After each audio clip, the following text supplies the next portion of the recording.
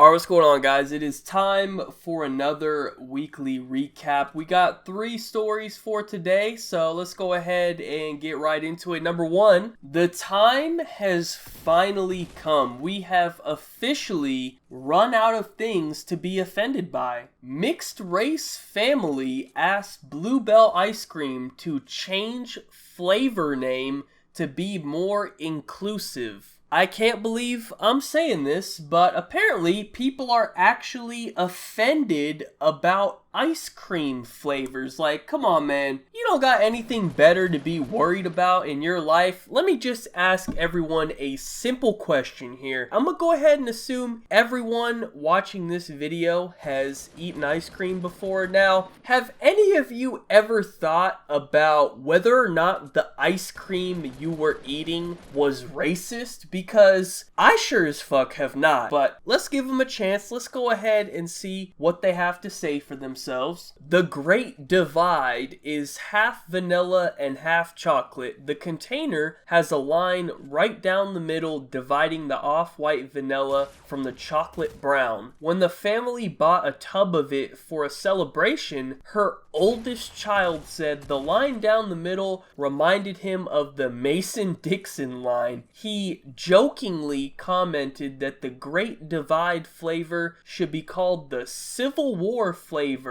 I know this is gonna sound really crazy, but just hear me out, okay? Bluebell ice cream did not create this ice cream flavor to be racist. I know that's really hard to comprehend, but they actually created it because, well, not everyone enjoys the same flavor of ice cream. Some people like vanilla, some people like chocolate, and you know what? Some people might even want some of both flavors. So instead of making people buy 2 separate containers of ice cream, they just combined both the flavors into one container. But hold on, let me blow your mind even further. There's also another flavor of ice cream, and it's called Neapolitan. This one has 3 separate flavors, right? So if this one with 2 was racist, Neapolitan is like the grand wizard of all racist ice cream flavors, right? They have the normal vanilla and the chocolate, but this time they also have strawberry. I don't know who that is supposed to represent, you know, who is pink. But there is like 400 genders out there in the world now, so I'm sure one of these non-binary, gender-fluid polysexuals can identify as pink. So honestly, now that I'm thinking about it, I'm a little offended myself that you only recognized the vanilla and chocolate flavors. How about the strawberry flavor? Hashtag all flavors matter, alright? But just in case anyone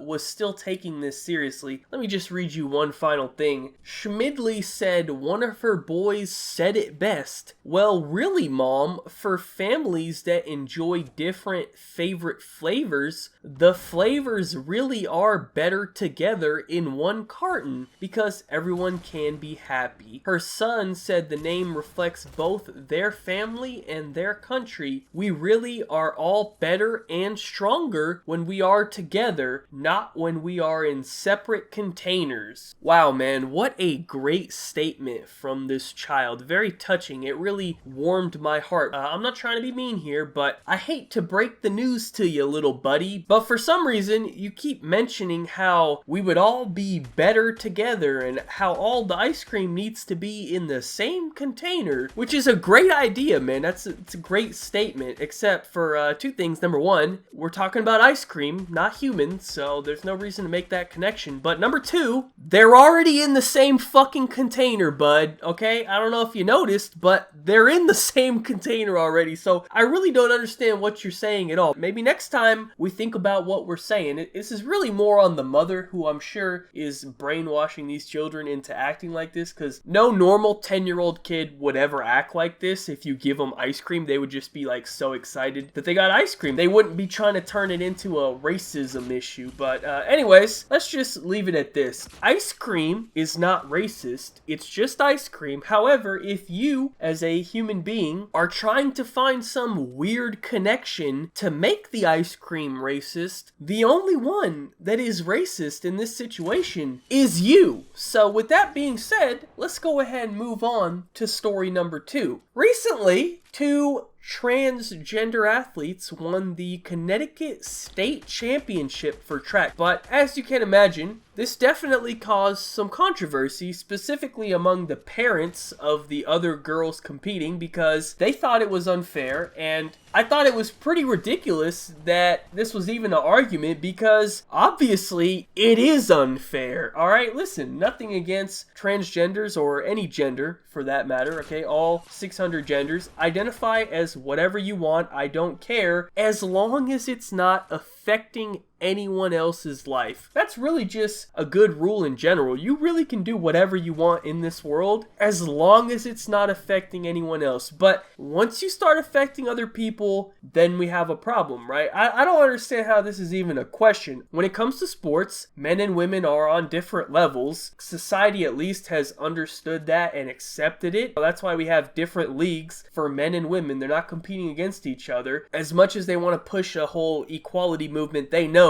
that when it comes to sports, it's just not equal. So I guess the issue here is that we're just kind of forced to pretend that they are women, but we really got to face reality here and realize that they weren't born as women. They're not girls. Listen, I'm just going to put up a picture up on the screen right now. This is a screenshot of the race about halfway into the race, and let's just play a game here, right? Let's see if you guys can identify who the 2 transgender ones are. Oh, I don't know. That's a tough one, right? Probably the 2 that are 10 steps ahead of everyone else. It's not a coincidence that there are 7 females on this track, and 5 of them are close to each other in the back. And then just randomly, I guess, there are 2 very clear, much faster, quote-unquote, females involved in the race that are just way ahead of everyone else. And it just so happens that those 2 females that are ahead of everyone else have a penis. I wouldn't say it's a mystery about what's going on here. It's adding up pretty well. The evidence is right here in front of you. Just look at the goddamn race. Listen, this whole gender movement, it's fine for a lot of things. As much as I talk about it or make fun of it, that's just because I think it's ridiculous how far they've gone with it. But we gotta put some limits on here, man. And sports is one of those limits. If I was one of these girls in the race, bro, I would be pissed off. Like the girl who got 3rd place, she's actually the winner of this race. She won a state championship. That means something. Like, that's pretty cool, man. That's something that she's been working for her whole life, and she got it taken away from her because some dude rolled up to her race. Like, that's not cool, man. So bottom line, identify as whatever gender you want. Nobody really cares. But when it comes to sports, you need to compete against the gender that you were born as. So that's all we're gonna say about that.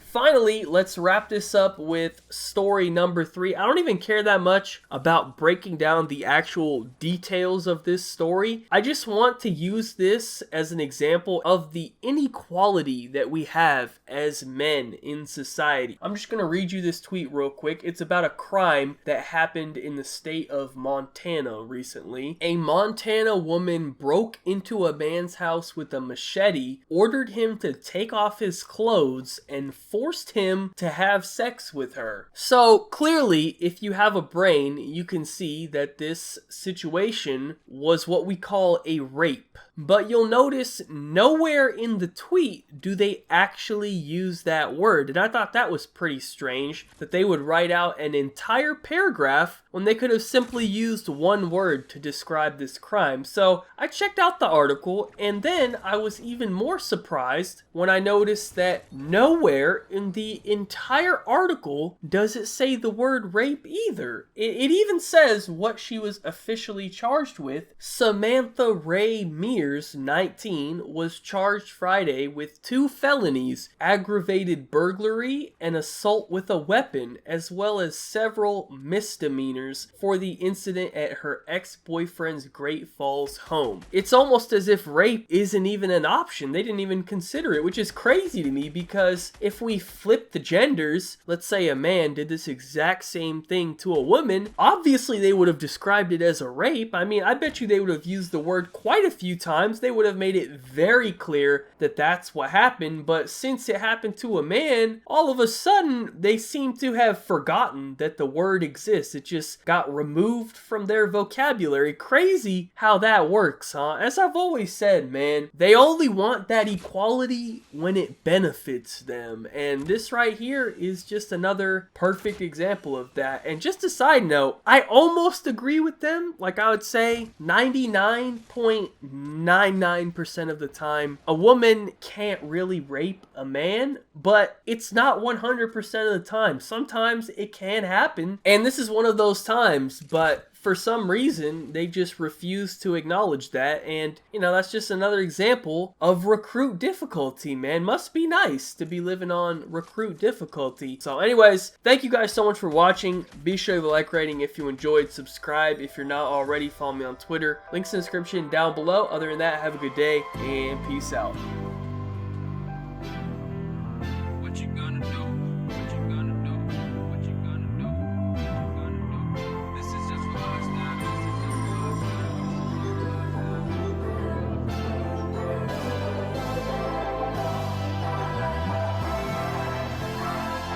Yeah, I can never ever find the